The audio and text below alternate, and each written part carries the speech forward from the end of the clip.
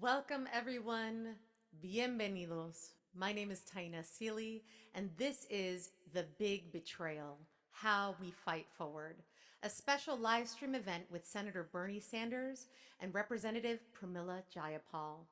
More than 50 organizations have come together to reflect on where we are as a movement for social justice and where we go next. I'd like to welcome you with a song I wrote for an organization called 1 Billion Rising, titled We Are Rising, to get us in the spirit.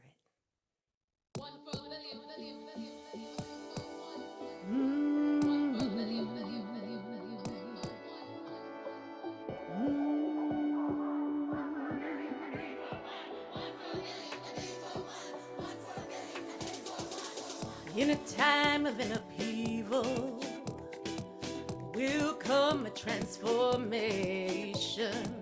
Ignite a fire that will burn like the sun. Become a strong movement, fierce and determined, informed by where we are and where we've come from. We are those who are rising, from Manila to Miami, building trust and solidarity. Love is our bond. And in the streets we are marching to end the rape and the suffering, to stop the fascist tyranny, organized as one.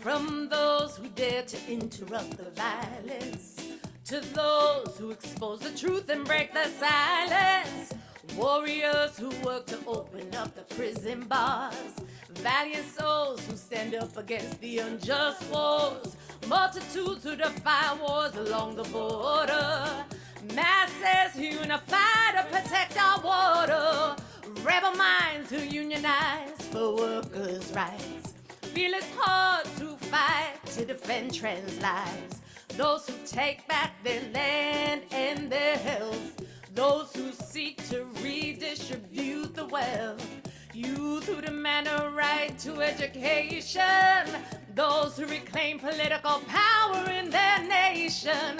We cry out, say her name. We chant, love Trump's hate, and we will not be erased. It's we who decide our fate, 'cause we are rising. We are rising. We are rising now.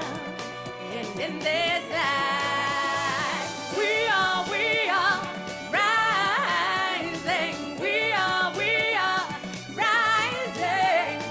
We are rising now. And in this life, we are women who endured violence and degradation, slavery, trafficking, and mutilation, rape and abuse, racist discrimination, those who survived labor exploitation, colonization and gentrification, imprisonment, migration and militarization, homophobia and transphobic aggression, violence by police, reproductive oppression. But from the pain we will open eyes, awaken hearts and awaken minds, and our demands we intensify. Strategically we are organized. Together we can raise the vibration through our action and imagination, respect, trust, and communication, and Lord, for our future generation. Intersectional, inclusive we come. Collective power is how this is won. We keep it rising like the fire of the sun. We will rise like the sun. We will rise like the sun. One for a billion, a billion for one. One for a billion, a billion for one. One for a billion, a billion for one. We are rising. We are rising. We are rising now. In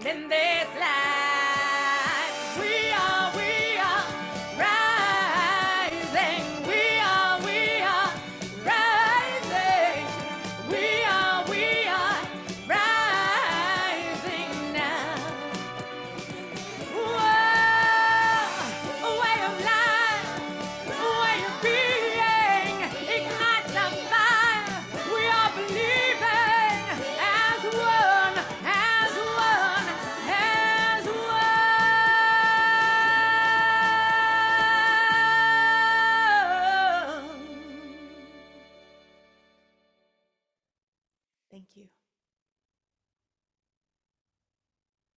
Wow, wow, wow. Amazing, amazing. We are definitely rising. Thank you so much, Taina, for opening us up with that powerful and inspiring reminder of the power that we have together. Good evening, everyone. Buenas tardes. I am Sulma Arias. I'm the Executive Director of People's Action Institute, and I am so excited to be with you, with all of you, from more than 50 national organizations and networks, with all of the local and state groups who are the lifeblood of our movement. Together, we have the power of millions of people at the grassroots in thousands of communities all across the country. And tonight, we are here in 3 languages: Korean, Spanish, and English.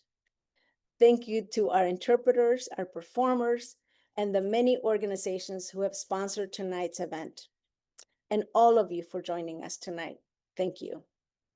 If you would like interpretation into Spanish or Korean, please follow the link in the chat. El enlace va a estar en las conversaciones si quiere interpretación. Tonight, we will hear powerful state and local organizers from every corner of the country, along with Senator Bernie Sanders, Representative Pramila Jayapal, who is also a community organizer. She founded our member organization, One America in Washington State, and Jasmine Rudy, representing the National Nurses Organizing Committee. And we are here to fight forward together for everyone who will be hurt by the Trump administration's deep cuts to health, housing, and education, to fund tax breaks for billionaires and for mass deportations. This is wrong. We all know it. Even the lawmakers who voted for this know it's wrong. It will hurt us all. Soon, every one of us will know a family torn apart, or a hospital or a nursing home closing. We will know people we loved who are hungry or are forced to go into the streets. We'll hear from some of those voices tonight. This is a moment like never before. But the good news is that we are ready. 2 years ago, our organizations came together to launch an organizing revival to make our movement for social change, which needs all of us, as strong as it can be. And ever since Trump announced his big, ugly budget, we have worked together as never before with a united action group to raise your voices, to raise our voices about the harm these cuts will cause. The budget passed, but we're not giving up the fight. We are grounded in our shared love for one another and our understanding that we, as a movement of organized communities, can move mountains when we work together. As a nation, we deserve better, and we can do better. We have overcome great obstacles in the past to end slavery, expand the right to vote, and to live and work with dignity. The 60th anniversary of Medicare and Medicaid reminds us what we can do and what our country can be. Some of tonight's stories may upset you. You may feel angry. You may feel sad, but they will also inspire you because they are voices as strong, clear, and committed as I am to defending our shared humanity at all times, to create a country for all of us. No one can tell me we don't have the strength when we stand together to do what is right. I've seen it and I know it's true. We'll start tonight with a section on what we did as community organizers to fight the fight. Then what's in the bill and who will affect and how it will affect us, who's at fault, and where we find ourselves. We know that who is set to benefit from the cuts are billionaires and greedy corporations, not each other. And finally, we're going to talk about how you can join the fight. Remember, together we can move mountains. Juntos podemos. Together we can. And together we will. So thank you for joining, and thank you for fighting with us. And with that, let's welcome my dear friend, Reverend Dr. Liz Theo Harris from the Cairo Center to ground us in a reflection. Welcome, Liz. Thank you so much, Sulma, and it's so beautiful to be with folks this evening. I come to you as an organizer, a theologian, a pastor, and a mother, grounded in what our sacred texts and traditions have to say about this moment. The prophet Isaiah warns, "Woe to you who legislate evil and pass laws that deprive the rights of the poor and making women and homeless children your prey." The prophet Jeremiah reminds us to do no wrong to the immigrant, to the homeless, to the children, and to not shed innocent blood. Indeed, our faith traditions are clear that when people with authority stay up late at night thinking of ways to hurt people, that this is not God's will. These same faith traditions tell us, the people, to not lose heart, to have courage, and to have faith that we as a people have the power to spread abundance from all across the land. So please pray with me. God of justice and truth, we lift up to you millions of your people who are being abandoned in the midst of abundance, and the millions more being impacted by this big, bad bill. Grant us the wisdom to come together in new ways in order to survive, to hold the powerful responsible for unjust policies and lies, and to rebuild foundations of love and justice. Grant us the courage to press on and organize as we resist the degradation of human life, the temptation of the powerful to profit off the poor. And grant us the love to do good, to preach good news to those who have been left out and looked over and locked up, to comfort the broken and the brokenhearted. May we know that we are called to make earth as it is in heaven. And since it is your will, may we make it so. Amen. Now, let me hand it over to Jennifer Flynn Walker from Popular Democracy to get us started. Welcome, Jennifer. Thank you so much, Reverend Liz. Like you said, we've fought a good and a moral fight. It was the right thing to do, and we sure gave it all that we had. And we have plenty more where that came from. I'm Jennifer Flynn Walker from Popular Democracy. We're a network of power building organizations that step up and fight back whenever they come for our people. Before we hear directly from leaders across the country, I'd like to share a video that captures the bold actions of thousands, many of whom joined us in DC and put their bodies where their values are. Many of them also just went to their local capitals, their local office buildings where their electeds were, and they too put their bodies on the line. And as they say, roll tape.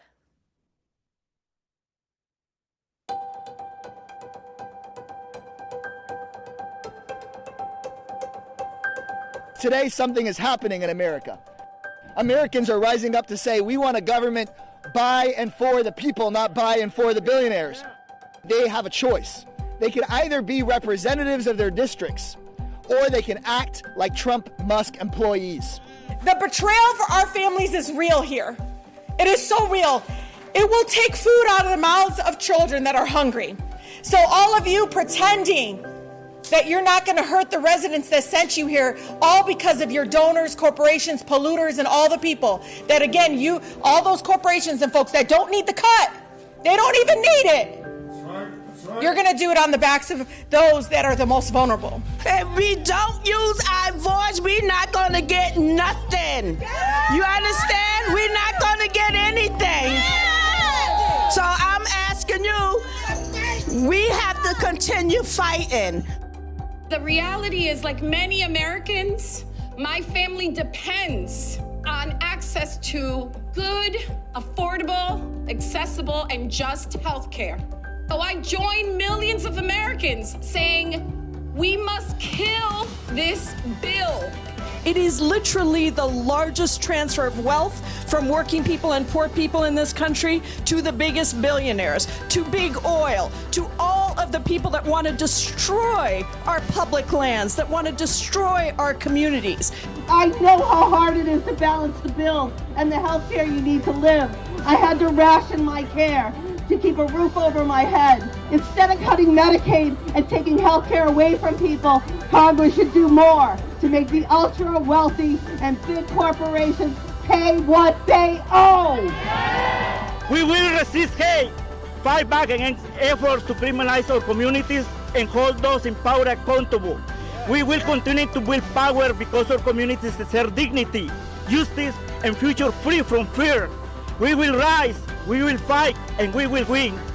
So it's time to get out there to march, to organize, to make calls, to show up, to show out, and to save our democracy, our communities, and our planet. So let's get out there and organize and do this. So are you going anywhere?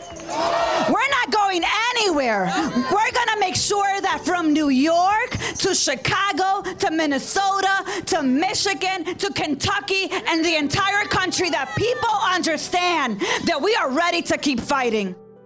We are just getting started. We are just getting started.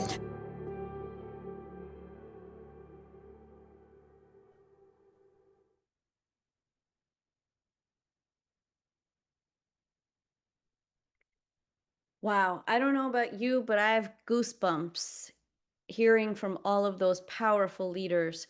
While the task at hand feels at times daunting, together, whether it's through bold actions like the ones we just saw, being willing to face arrest, or in quiet non-compliance, we all must move into formation. And we can win. Can you feel it? I know I can. Billionaires want to trade our democracy away in an effort to thwart accountability to the people. Authoritarians follow suit because an informed and active citizenry is the foe of every oligarch and corrupt authoritarian. At the core, both wish to unwind the America we built through struggle as they happily trade our freedom as ransom. We see the assault on due process, equal protection, and even birthright citizenship as inextricably linked to the active dissolution of the safety nets like Medicaid, HUD, the Department of Education, and more. How? Because at the core, our ideological opponents built the world they desired, and we changed it through struggles. At Reconstruction, we struggled for the promise of freedom to extend beyond land-owning white men. In the Civil Rights Movement, we built upon that promise, securing victories we see unraveling today.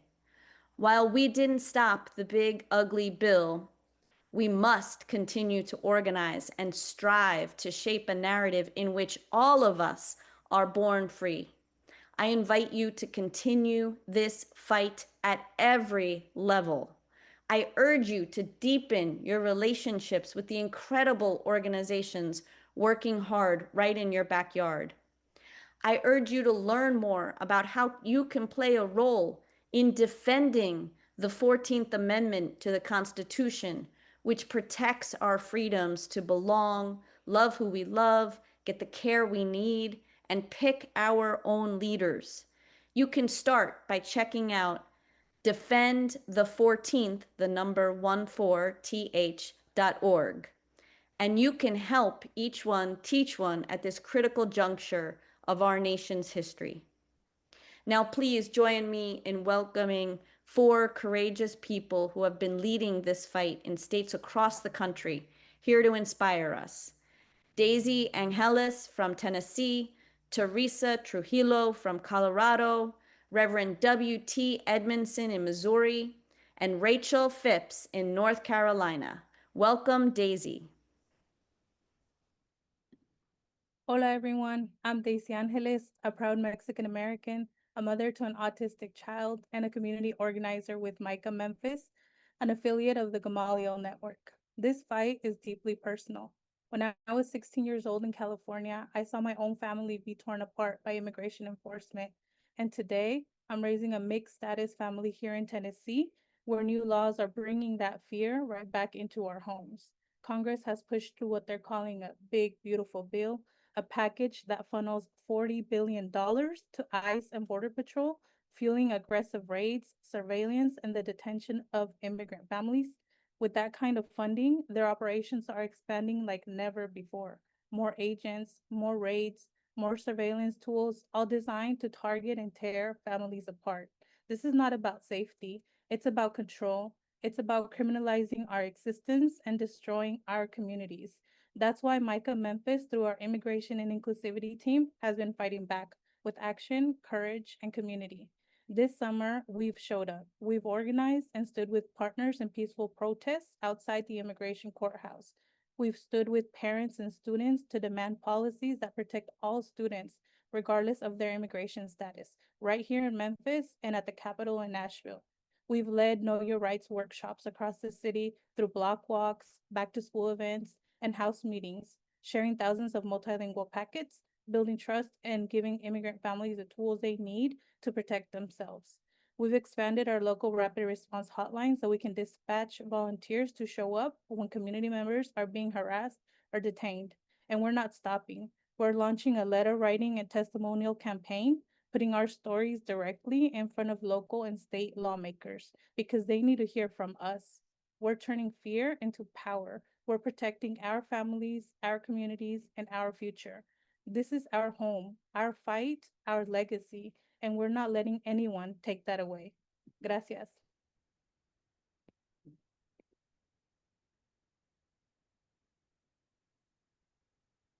Hi, my name is Teresa Trujillo, and I live in southern Colorado in a community called Pueblo. My family has been here for as far back as we know, so we have a profound sense of belonging to the people and to this land. I am the co-executive director of the statewide power building organization, Center for Health Progress. And as an affiliate of People's Action Institute, I've had the opportunity to both accompany leaders and send leaders to Washington, D.C. to fight for our community and for our state against this big, ugly bill. Engaging in civil disobedience at our congressional representative's office was transformational for our leaders. Experience like this help us connect the dots between what's happening in Congress and the day-to-day struggles we face in our lives here in Colorado. These experiences have helped us to motivate folks where we live and take actions that reflect our local needs, our local messages, and most importantly, hold our congressional representative to account. Our congressional district spans 27 counties in southern and western Colorado. It's important that we unite these rural communities to tell our representative loud and clear that Medicaid saves lives, our lives, and that Medicaid cuts kill. Our leaders have organized rallies with up to 2,000 people for things like the Hands Off and No Kings national calls to action. And we said yes when People's Action Institute invited us to participate in the Family's First Actions last Saturday. In less than 2 weeks, our leaders and partners pulled off an event that was part community block party and part youth activist camp. We had a dunk booth for local electeds, games for the kids, button making, rock painting, snow cones, popcorn, and cotton candy. And our leaders staffed a booth that had families making various kinds of slime, because our families are tired of slime ball politics. At the end of this evening, we held a glow stick vigil in solidarity with the 60-hour vigil in Washington, D.C. that marked the 60th anniversary of the Medicaid program. We know we've got a lot of work to do so people can understand how the big betrayal affects our health, our homes, and our future. To be honest, most folks still don't realize how our futures just got way less secure and much more expensive. But we're going to make sure that they do. So we're going to take our show on the road to as many of our 27 counties as we can to inform and organize. So as you are taking action in your own community, be assured that there's a group of us committed folks here at Center for Health Progress in Colorado. We feel the solidarity of this movement and hope you do too. Adelante, ajo. Over to our next speaker. Hello, I'm Reverend W.T. Edmondson, Interim Pastor of Second Baptist Church, Jefferson City, Missouri, and Vice President of Missouri Faith Voices. I'm also one of the Medicaid 23. Medicaid is a lifeline for people living on limited income and persons with disabilities. Medicaid expansion in Missouri was the result of many long, hard fights by many Missourians. Senator Hawley must be held accountable for his word to stand against the cuts to Medicaid. But then he voted to gut Medicaid. Missouri Faith Voices led the fight, along with other organizations like Missouri Jobs with Justice, for the passage of Medicaid expansion in the state of Missouri. In 2024, 23 clergy protested in the state Senate and were arrested as a result. In that group, we were dubbed the Medicaid 23. Legislators were consistently told that not passing Medicaid expansion would result in hospital closures. They refused to fund Medicaid, even after the citizen initiative passed. Since 2014, a total of 21 hospitals have closed in Missouri, with 12 of those closures occurring in rural counties. More than a dozen other rural hospitals are reported to be at risk. On Monday, July the 21st, 2025, Missouri Faith Voices led a demonstration in Columbia, Springfield, and St. Louis at Senator Hawley's office. Kansas City was postponed due to weather.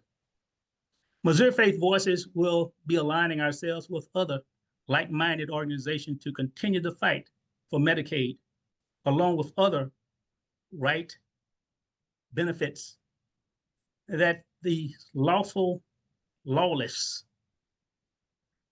administration are implementing and attempting to implement. Thank you. Back to you.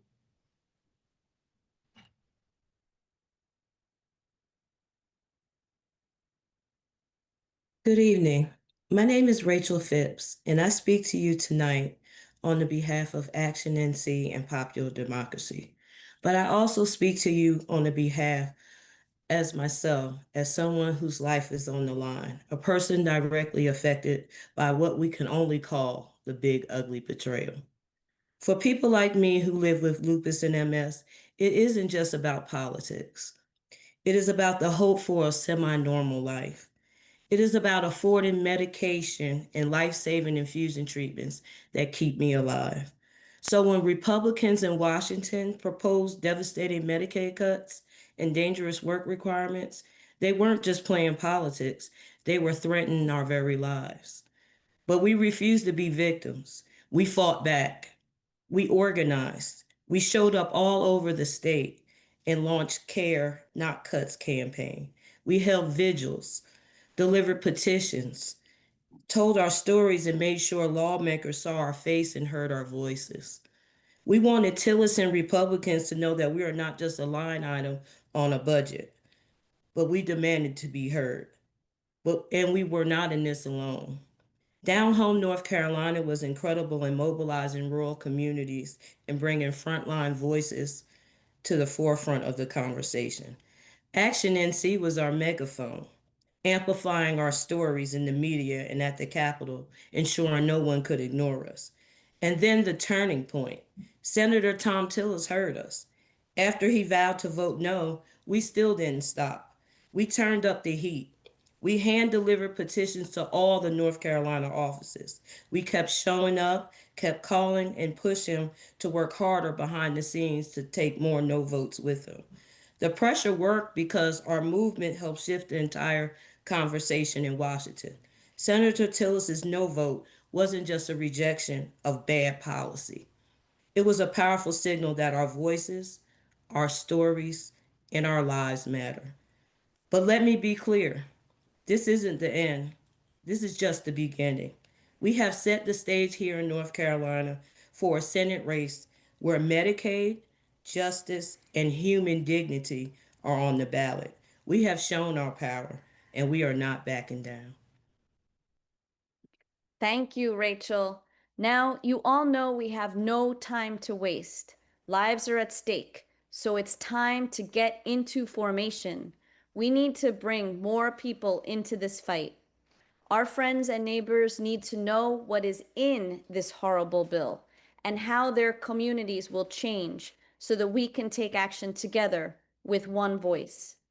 Here to tell us more about the Big Betrayal is Anna Aurelio from the Economic Security Project. Welcome, Anna. Thank you, Jen. I'm here to tell you the what, the who, the when, and the how of this big betrayal. What gets cut, who gets hurt, when that happens, and how this affects us. And my name is Anna Aurelio. I'm with Economic Security Project, and we're an organization that's working to build economic power for everyone. Really honored to join 50 organizations in this effort. So first, let me talk about the timeline. Republicans tried to delay the pain until after the midterms, but many impacts will actually hit sooner. Immediately and ongoing, SNAP cuts will start and rural hospitals will begin to close or cut services. This will have devastating impacts on communities. In November of this year, Affordable Care Act open enrollment begins with much more expensive premiums. People could see their premiums go up by hundreds, sometimes thousands of dollars. In July of next year, student loans will be cut and repayment plans will get more expensive. In December of 2026, the Medicaid cuts will kick millions off coverage. And in October of 2027, states will have to start contributing to SNAP, and that will likely cause benefits or eligibility cuts. Now let's go into detail with what the bill cuts. The bill guts programs that millions of people rely on to stay healthy, fed, and afloat in the middle of an affordability crisis. When it comes to healthcare, at least 14 million people will get kicked off health insurance. When it comes to food, in the richest country on earth, more than 5 million people, about 1 in 8 SNAP participants, might lose their food assistance. For energy, $500 billion in clean energy cut will make energy bills skyrocket. When it comes to student loans, if you're a current borrower, you will see your payments rise by nearly $250 a month. Future borrowers will have fewer and far more expensive options. And then you say, well, where does this money go? Who did the Republicans give it to? They gave it to billionaires and ICE. This bill cuts life-saving services just to give billionaires a tax cut and to fund ICE's deportation machine. Billionaires get billions in tax cuts while working people will actually end up owing more money.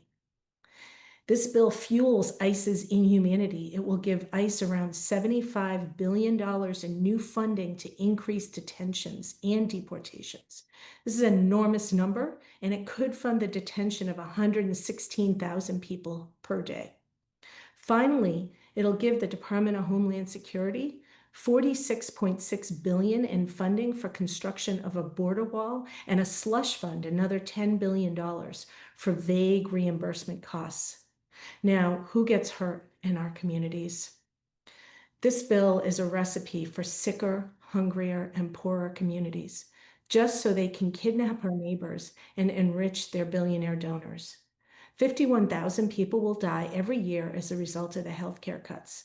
Hundreds of hospitals will be forced to close or cut services. More of our immigrant neighbors will disappear, and more non-citizens and citizens alike will be targeted.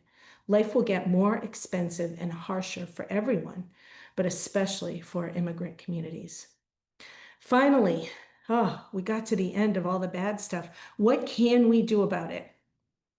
Let's not sugarcoat it. This bill is a devastating loss, but it is not done.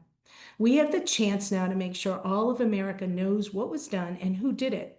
Our goal now is to build power together, to look after each other and tell the story of this big betrayal and to fight in our states to stop as much of the harm as we can. So to tell us more about the impacts of this bill, we'll hear from 4 speakers: Tia Fields in Louisiana, Kenya Randall in Georgia, Alyssa Tierney in New Jersey, and Marisol Hernandez in California. Welcome, Tia. Assalamu alaikum. My name is Tia Fields, she, they, Aya. I'm a community advocate here in Baton Rouge, Louisiana. But more importantly, I'm a single mother of 3, ages 16, 9, and 1. The US Census labels my household as Alice, asset limited, income constrained, and employed. What that really means is I work in a nonprofit sector, but I still can afford to survive. It's the classification of working poor. I live with epilepsy, and 2 of my children have significant mental health diagnosis. My oldest, she needs gender-affirming care. My middle child relies on cognitive therapy. We depend on Medicaid to access specialists, therapy, and medication. That is our safety net, and without it, we're further at risk. In East Baton Rouge Parish, 49% of households are either in poverty or Alice. That's nearly 90,000 households struggling to afford the bare minimum: food, housing, transportation, access to healthcare.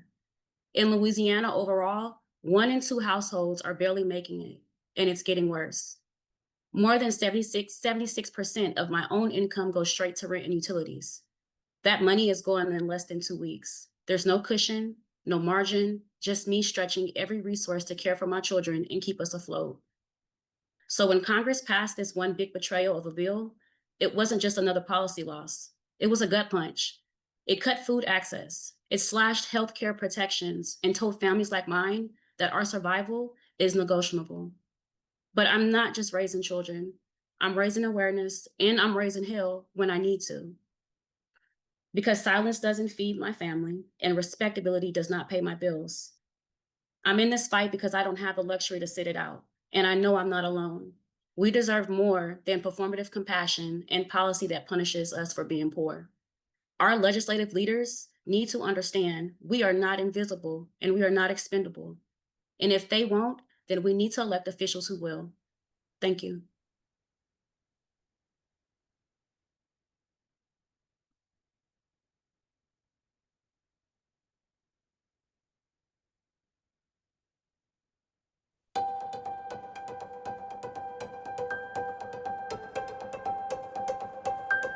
Today, something is happening in America. Americans are rising up to say we want a government by and for the people, not by and for the billionaires. They have a choice. They can either be representatives of their districts, or they can act like Trump Musk employees. The betrayal for our families is real here. It is so real. It will take food out of the mouths of children that are hungry. So all of you pretending that you're not going to hurt the residents that sent you here, all because of your donors, corporations, polluters, and all the people that, again, all those corporations and folks that don't need the cut, they don't even need it. You're going to do it on the backs of those that are the most vulnerable. If we don't use our voice, we're not going to get nothing. You understand? We're not going to get anything. So I'm asking you, we have to continue fighting. The reality is, like many Americans, my I don't think family Marlene depends is able to. I've been doing it because her access thing is to frozen, and I've been good, learning very quickly how to do affordable, it. accessible, and just healthcare. So I Okay. join millions of Americans Kenya, you ready? saying we must Yes. kill this bill. It is literally the largest transfer of wealth from working people and poor people in this country to the biggest billionaires, to big oil, to all of the people that want to destroy our public lands, that want to destroy our communities. I know how hard it is to balance the bills and the health care you need to live. I had to ration my care to keep a roof over my head. Instead of cutting Medicaid and taking health care away from people, Congress should do more to make the ultra wealthy and big corporations pay what they owe. We will resist hate, fight back against efforts to criminalize our communities, and hold those in power accountable. We will continue to build power because our communities deserve dignity, justice, and future free from fear. We will rise, we will fight, and we will win.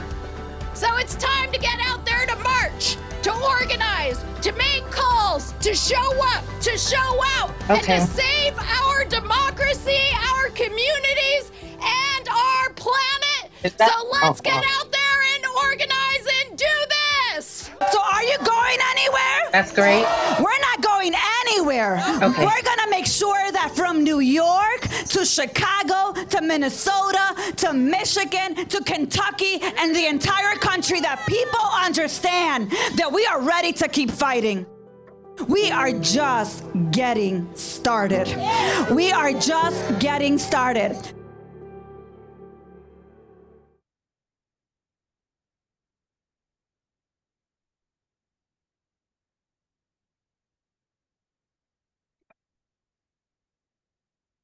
I am Kenya Randall, a member of National Domestic Work Alliance, We Dream in Black Georgia chapter.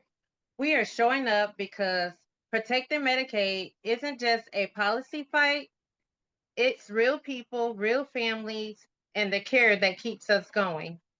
Investing in Medicaid is investing in families like my sister, Valerie, whom I care for and who suffers with bipolar, schizophrenia, asthma, memory loss. She's on a fixed income, and without Medicaid, she would be left without the care, the medicine, and support that keeps her alive and stable. Valerie is supported by home care-based services, but when those services were delayed for over a month, I still showed up unpaid because she depends on me. I've been doing this work out of deep love and commitment, and I know I'm not alone. There are thousands of people across the country just like me holding their families together. Valerie cannot work. Her mind simply won't let her. The demands of everyday employment, Social Security knows this, yet new Medicaid policies says she might have to work in order to keep her benefits. This is cruel, this is wrong, and it is just not fair. If Medicaid is cut, my sister would struggle.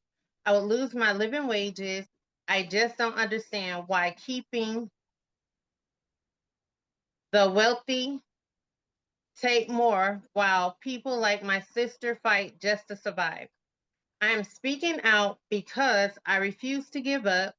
My heart won't let me. I care for my sister for over a decade. I will continue to stay by her. I am also speaking out for all the families that need help, need support, and a government that puts people first. This is not about me or Valerie. It's about doing what's right and putting working families first. Hi, my name is Alyssa Tierney, and I'm the lead organizer for the Not One More campaign to end overdose in New Jersey, and a proud member of the People's Action Institute. Medicaid is the single largest mental health care in the United States. Most times I have to find certain people for stories or bills that we're fighting, but this fight was different. Almost every single person in my campaign had a Medicaid story, including me.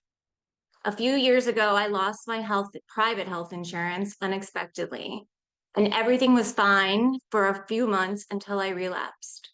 I finally got onto Medicaid and was connected to a doctor who put me on medication and saved my life. I get to be a mom to my 12-year-old twins that are on this live stream because of Medicaid. My members already have so many barriers. They don't need additional ones. Some have criminal backgrounds, and their opportunities are limited. Not only are their job opportunities limited, but some people lost their licenses. So they have to find a job that's close to a bus route. And everyone is dealing with trauma or PTSD. One of my members, Hassan, came to DC with me, and he literally told the staff that if this bill passes, he could possibly be back on the streets. And he didn't think he was gonna survive it again. And they still voted it through. We just had a Medicaid rally in a heat wave in front of Congressman Van Drew's office on July 17th. And I want to end this by quoting one of my members, Kim, who's here tonight. Addiction is not able-bodied. Being an active substance use isn't just painful, it's paralyzing, it's crippling. People aren't choosing not to work, they're just trying to stay alive. To say that someone in the grip of substance use can just go to work is not only ignorant, it's dangerous. It shows a complete misunderstanding of the very crisis taking lives every day in this country. When this bill takes effect, make no mistake, within 2 years, overdose deaths will rise. People will die waiting for care. People will be denied a chance at recovery, and families will be left grieving again. And now I'll pass it to Marisol. Good afternoon, everyone. My name is Marisol Hernandez, and I'm the Deputy Director of Policy at SHRLA. I'm here this evening to talk about the harm that this big betrayal bill will cause for our immigrant communities and all of our neighbors across the country. I'm sure everyone has seen the news about the mass ICE raids in Los Angeles and all over California, with people being rounded up by armed and masked federal agents. This is what it looks like when you throw billions of dollars at an agency that has no accountability for its abusive actions. As we continue to see the raids in immigration enforcement in California, we are also left with the devastating consequences left behind by the administration's cruel policies. Between June 6th and July 20th, SHRLA received over 1,600 calls of immigration enforcement activity. We continue to hear stories of our long-term residents who have been in the United States for decades being negatively affected. Many of the individuals have been here for 10, 20, or 30 plus years. In one story, a family recalled a brother who was detained, causing trauma that will last a lifetime. Some recall officers laughing at them after being detained, and others have shared the level of fear that they have during the raids that has made them decide to leave the country, leaving behind jobs, families, and a whole life that they have built here.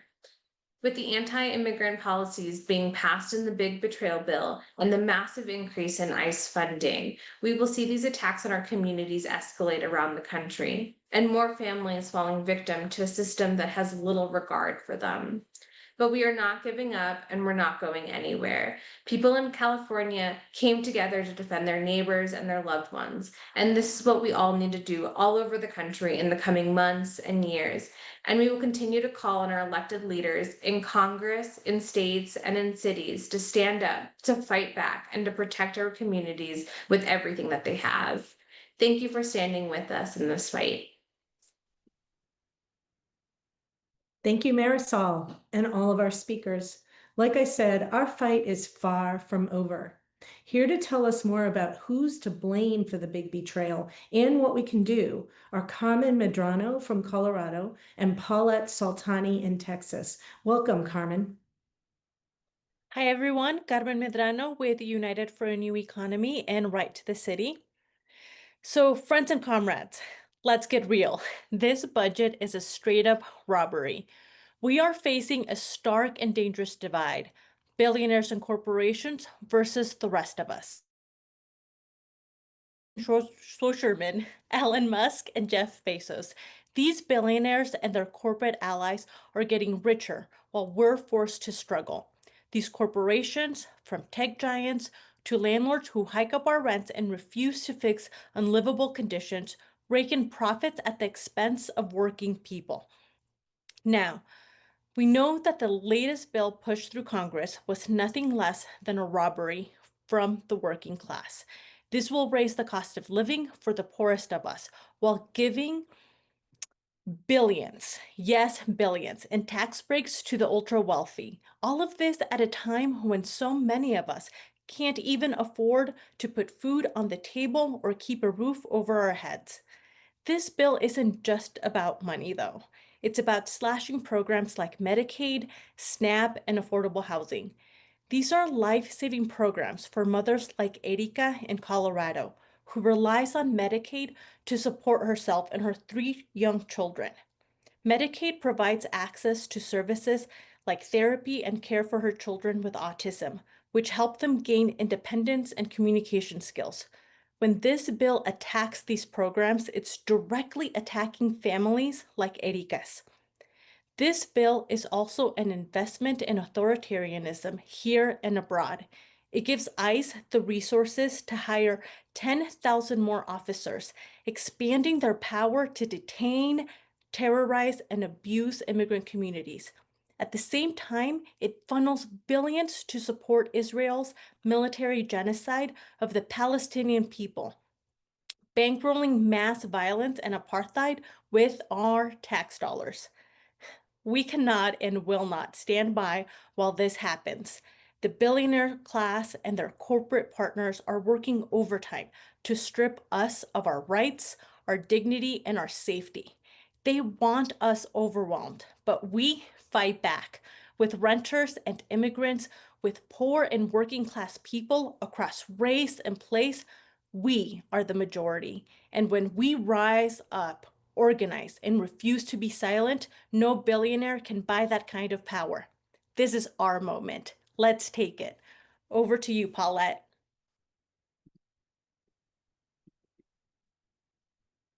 Hi, everyone. My name is Paulette Soltani, and I'm one of the co-directors of Vocal Texas and a proud member of Vocal US, People's Action, and Popular Democracy.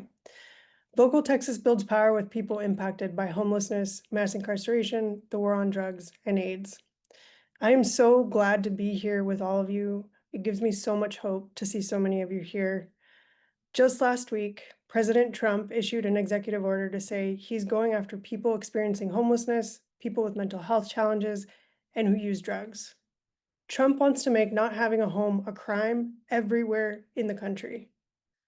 But we know real proven solutions to these problems exist, like housing and healthcare, but we're facing a tax instead of compassion and proven solutions. And who's behind the cruel policies? A lot of times it's the billionaires who want to cut our services so that they can keep more for themselves. And it's not just Trump or Elon Musk that we have to worry about.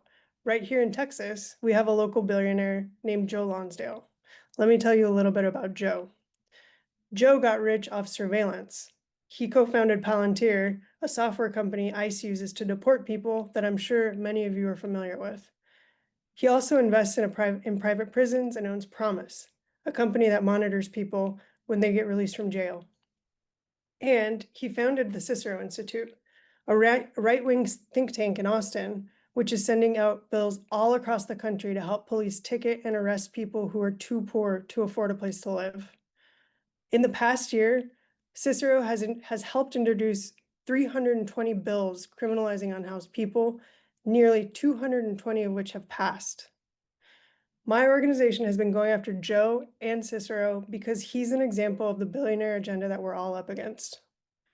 Billionaires and corporations are prioritizing profit over people and leaving us to suffer the consequences.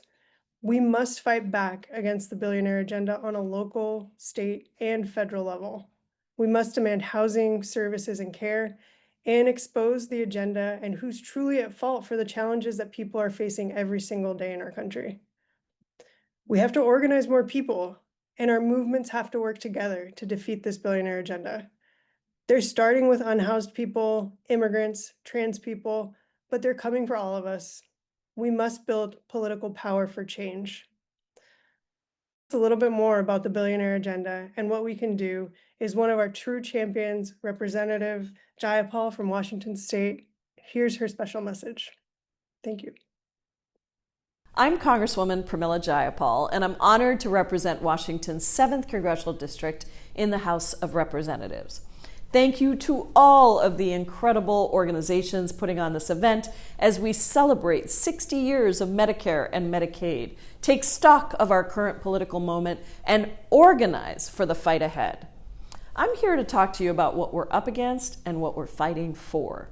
There's one really clear fight in front of us, and it's working class Americans just trying to get by and survive versus the giant corporations and billionaires that are screwing us over daily as they endlessly increase their profits.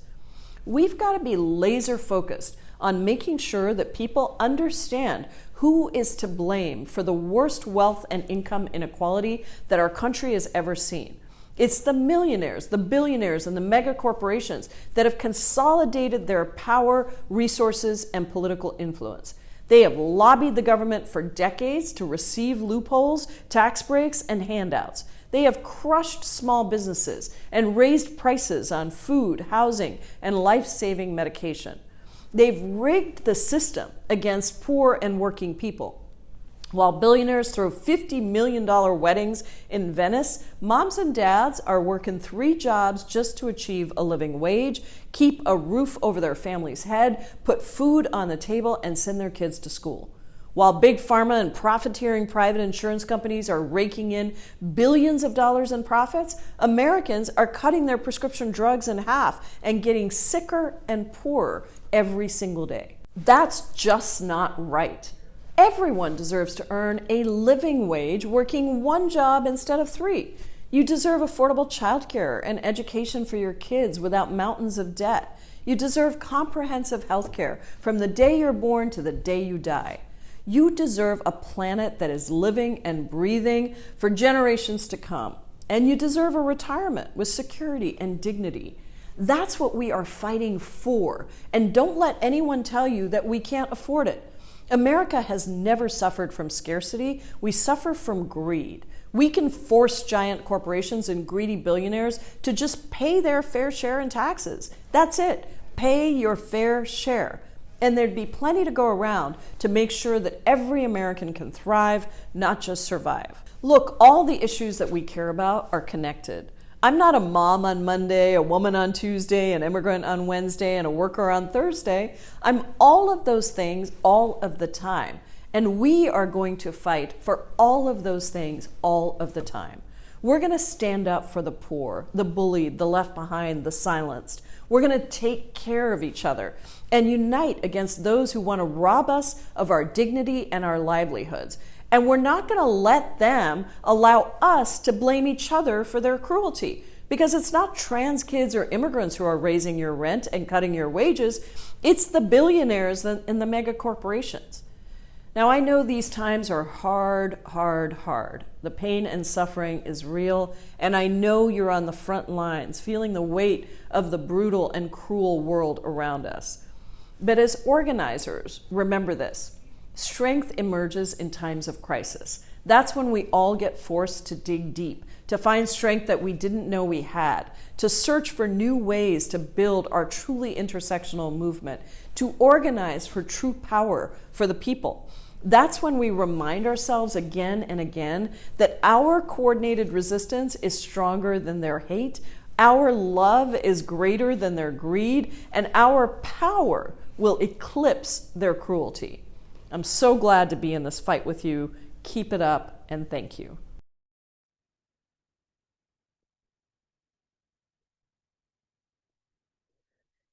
Thank you, Representative Jayapal, and all the incredible leaders on this call. Your words and your will is inspiring us. For folks who are joining us, please write in the chat what has inspired you so far. My name is Cindy Weissner with Grassroots Global Justice Alliance, a national alliance of grassroots organizations fighting for a feminist, anti-racist, and regenerative economy for life. And we're also part of the fight against fascism. We are at a critical juncture where an authoritarian right-wing regime has captured the federal government and now is attacking our communities and dismantling the critical public goods, things that our movements have fought for the multiracial working class, but for everybody in this society. But let's be clear, these are not just cuts to healthcare or food assistance or student loans or renewable energy investment. This ugly bill is a trade-off for billions of dollars towards an economy of death. It expands ICE, making it the largest funded federal law enforcement agency. It further balloons an already bloated budget of military budget, right? And for war, for weapons, for genocide. Our communities want schools, our jobs, hospitals. They don't want top cities or billions of dollars going to war.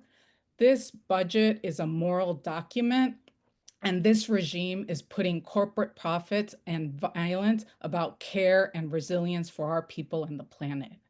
But we're not going to give up to tyranny. We know the antidote to tyranny is care, but also strategy. But we will not allow this administration to divide us and scapegoat us and hand over public services to billionaires and for war. We must come together to collectively care for and protect each other. And we must demand our leaders to defend the multiracial working class. We cannot relent. Our enemies are in the streets, disappearing, kidnapping our families, harming us for creating dissent, for defending our communities. They want us to be afraid. They want us to cower, but we know that they are weak. We know that they are scared of our power. And this is a critical time that we make sure the authoritarian right does not consolidate and does not lock in their power for another decade or two. It is up to us to make sure that this generation and the next one has a fighting chance. By building coalitions together and mobilizing to defend for our vision of a caring economy, we can turn the tide. Our movements are powerful when we are clear on our collective strategy and when we act united in the streets and in our communities. When we build bridges and mobilize together.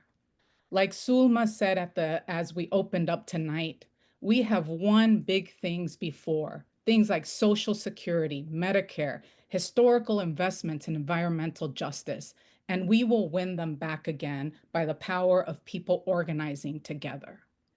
Back in 2024, GGJ was one of the 24 national organizations that launched a shared report on how community organizing could be the antidote to authoritarianism.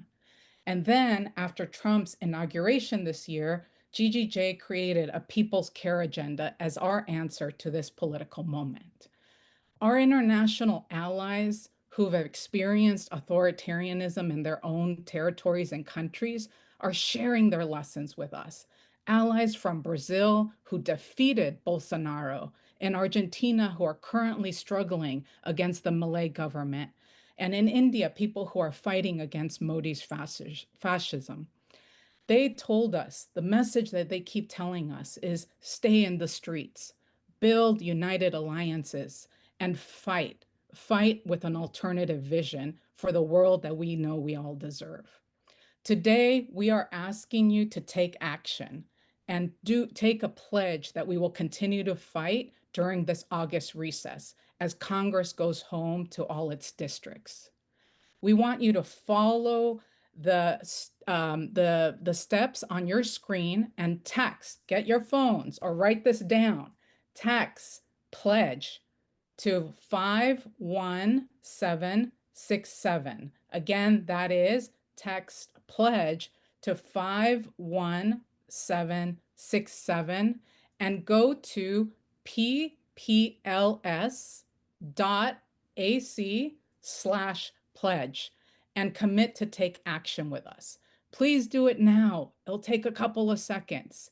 We want you to tell us what you're going to do. Please share in the chat what you're going to do. We want folks to organize a visit to your representative's office. We want you to write op-eds. We want you to take creative actions, knock on doors, talk to your friends and families, and all of the above. Once you complete the pledge on that same page, you can download an August Recess toolkit with more ideas about what you can do as an individual, as a faith leader, as an organization to hold Congress accountable. Now is the time to stay strong and fight back this economy of death and demand an economy for life. The struggle continues, and I truly believe that even under these difficult times, we can fight back those who want to erase us from history, and I believe that we will win. I'm very pleased to welcome our next speaker, Jasmine Rudy, the Assistant Director of Campaigns of the National Nurses Organizing Committee. But first, we have a very special message from another true champion, Senator Bernie Sanders from Vermont. Take it away, Bernie. Hello, everybody, and thanks very much for having me. This week, as you know, marks 60 years since President Lyndon Johnson signed Medicare and Medicaid into law. 60 years since this country took a giant step forward in recognizing that health care is a human right, not a privilege. But let me be very clear about what we are facing today. At a time of unprecedented income and wealth inequality, Trump's so-called Big Beautiful Bill includes the largest cut ever to Medicaid in order to pay for the largest tax break ever for billionaires in the history of our country. As a result of this legislation, over 15 million Americans will lose their health care. 50,000 will die each year unnecessarily. 1 out of 4 nursing homes in America may be forced to shut down, and 30% of Americans who receive primary care at community health centers may be denied the care that they need. Make no mistake about it. This bill is a death sentence for working class and low-income Americans. As all of you know, Medicaid provides health care to over 70 million people in our country, including 40 million kids, millions of seniors in nursing homes, and working families who are struggling to get by. When you cut Medicaid, you're not cutting government waste. You are cutting nursing home care for a grandmother in Vermont. You're cutting health care for a pregnant mother in rural Mississippi. You're cutting health care for a child with diabetes in Ohio. And why are they doing this? All so that they can give more tax breaks to billionaires who are already doing phenomenally well. This bill hands out over $1 trillion in tax breaks to the top 1% and $900 billion in tax breaks for large corporations. In my view, this is morally obscene. In America, we should not be taking away health care from low-income children so that billionaires can get another tax break. But here is what I also know. The American people overwhelmingly reject these massive cuts to Medicaid and to the Affordable Care Act and to nutrition and education, all of which is in this terrible bill. 60 years ago, our government made enormous progress in providing guaranteed health care to seniors and lower-income Americans through the creation of Medicare and Medicaid. Now is the time to guarantee health care to all of our people through a Medicare for All single-payer program. As we celebrate the 60th anniversary of Medicare and Medicaid, our goal as a nation should be not to cut these programs, but to guarantee health care to all Americans. Now it's the time to finish the job. Now is the time to pass Medicare for all. Thank you.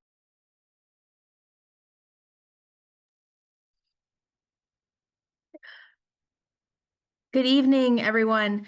It's tough to follow Bernie, but I will do my best. It's great to be here gathered with you all this evening. As we celebrate 60 years of Medicare and Medicaid, as we've talked about tonight, what we're really celebrating is the militant movement of working class people who organized and fought to get those programs across the finish line. And ever since Medicare and Medicaid were established, we have been working to protect, improve, and expand on them with our fight to win Medicare for all. Now, the current administration and their billionaire buddies want to destroy all forms of public good and crush working class people. They hope we'll become paralyzed, fighting just to save protections we've already won, too overwhelmed to also move forward. But our movement doesn't step back. We step up. Nurses never had a moment's rest during the hardest years of COVID, and we still keep fighting every day along with our allies to advance Medicare for all. In 1965, when Medicare, this country was at the height of the civil rights movement. The Selma March and the brutal attacks of Bloody Sunday happened that same year. It's not easy to keep pushing when it feels like every battle is happening at once. It takes courage and unbreakable solidarity. But everyday people have always found ways to advance all forms of justice, right? As patient advocates, nurses know that our healthcare system fails our patients even at the best of times. So when we find ourselves at the worst of times, as we do right now under this increasingly authoritarian regime, we only fight harder. In 2025, we refuse to tolerate billionaires profiting off the suffering of working people. We will not give the billionaires the satisfaction of creating inaction and division in our grassroots movement. We're stepping up for a more caring, just society. We're stepping up for our local communities and nationwide, from supporting union workers as they advance healthcare justice in their union contracts, to fighting for single payer at the state level, to never backing down in our fight to achieve Medicare for all. And when we keep marching forward as a united movement, we can and we will win for our patients and each other. Thank you. Now let me welcome Bishop Dwayne Royster from Faith in Action to bring us home and remind us what we can do together right now. Thank you, Jasmine. Family, friends, fighters for freedom. What a night. I'm Bishop Dwayne Royster, Executive Director of Faith in Action, the International Faith-Based Organizing Network. To every National Power Building Network organization, to our organizing revival partners and scores of co-sponsors, and to you who stayed with us to the very last note, thank you. 60 years ago, ordinary people crashed through extraordinary barriers and birthed Medicare and Medicaid. Tonight, we've named the Big Betrayal, which threatens that legacy. But let me be clear, the same people power that won in 1965 is still rumbling in our bones right now. We've marched across bridges. We sat in at lunch counters. We've organized 10 million strong for healthcare. And every time they said we couldn't get it done, we did it anyway. Our organizing revival is already on the move. Summer accountability, fall escalation, a long arc bent towards justice that will not snap under the weight of authoritarianism. Together, we are the antidote to authoritarianism. Together, we are the architects of a new America. Together, we're all God's children, worthy of respect, dignity, decency, and healthcare. We refuse to let hope die on our watch. So here's the charge, because some of you are asking in the chat, what are we supposed to do? Before you leave tonight, pledge to act with us during the August recess.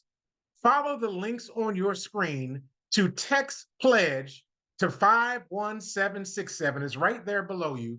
Text pledge to 51767 and go to ppls.ac/pledge. Let me say that again, ppls.ac/pledge right now. You'll get our August recess Congressional Accountability Toolkit with options for individuals, clergy, and whole communities. Then knock on a door, host a mass conversation, protect your state budget, or do it all. But whatever you do, do something and do it together. Because, beloved, our story is not over. It might feel like 10 plagues, but we win in the end. We have changed the damn world before, and by God's grace, we'll do it again. So nobody wakes up feeling like they're living in hell when they get up in the morning because they don't have health care. If you're ready to fight forward, let me hear you right now in the chat, on social media, and in the streets. Tell us that you're ready to fight. In the next few months, we will work in solidarity as we build a bigger movement to wrestle back control of this country. In a few weeks, in the western and southwestern part of this country, we'll gather in a regional organizing revival to plan and work together to figure out how we fight in that part of the country. In October, we'll gather as thousands of organizers come together networks, and across communities to train to fight authoritarianism together. And in early 2026, together, we will lead a mass action fighting for the soul of this nation. So stay connected and invite others to join the fight to build a nation that works for the flourishing and thriving of us all. Finally, beloved, stay loud, stay loving, but most of all, stay unstoppable. And now, let's welcome Pauline and let the music carry us into the work ahead. And stay singing, friends. If you would all sing this song with me, and maybe we can take a deep breath in and a breath out. And we are all over the country, but right now we're all going to be singing together. We are connected. We are going to take bold, imaginative action together. We are going to organize, organize, organize. This song is an adaptation of a John Hancock song from the Southern Tenant Farmer Union. It's Mean Things, and we're going to sing about all the mean things that's happening in this land. Feel free to fill up the chat. And then we're going to sing about the good things that are going to happen in this land.